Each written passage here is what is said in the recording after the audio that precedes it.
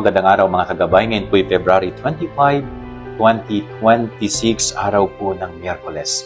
Ako po si Father Marvin at ang ating Ebanghelyo House, Ebanghelyo ni San Lucas, chapter 11, verse 29 to 32.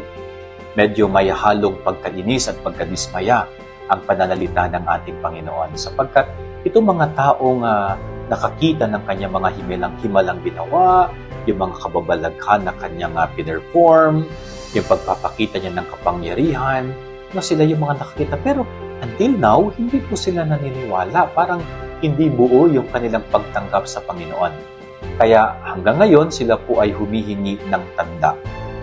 Kaya sabi ng Panginoon sa kanila, walang tandang ibibigay sa inyo.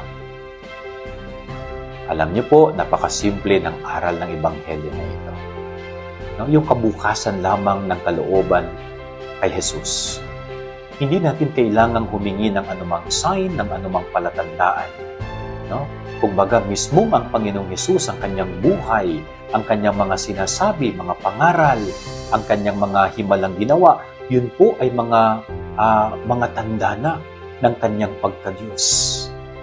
Kaya, sana huwag natin gayahin itong mga tao na ito na sinasabihan ng Panginoon sa Gospel.